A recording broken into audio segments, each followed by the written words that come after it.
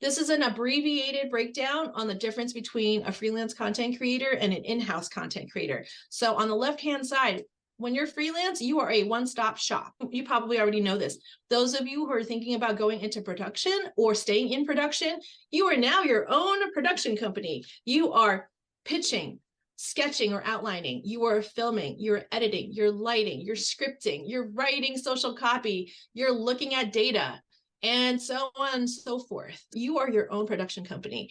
You may also be paid by a flat rate per content piece. So what I've been seeing and what I've been working with content creators on the smaller end side, on the small business side, is it's a flat rate for one video to try you out. And then if we like you, we're going to ask for 3 more videos for another rate. And we ask creators, what's your rate? Because we'll try and figure out if we have budget to actually pay you to do this. And if we don't, we'll see how else we can be creative in trying to work this out. Because sometimes we have creators that we really like and we just want to keep them.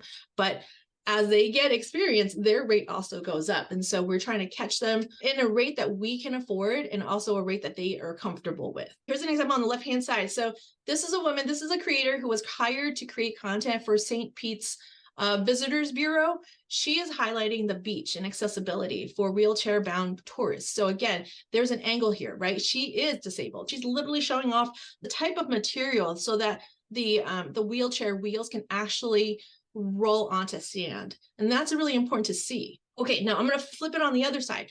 On the in-house side, if you're deciding on being an in-house creator, you may be the creator, or you may be the one managing all the internal and external teams, including other creators, right? So here's an ad for an in-house social media manager for the Cincinnati Reds.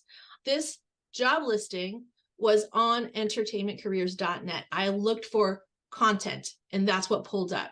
This is a job where they're looking for an expert at creating entertaining content that supports community growth. So again, there is a business goal to these jobs.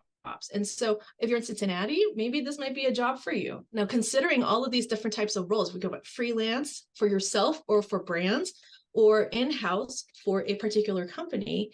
I want you to really think about working on pulling out your work experience and your skills, taking those skills and applying to these types of jobs. It's not going to be content creator. Sometimes that title's not even there on company listings. It could be completely different.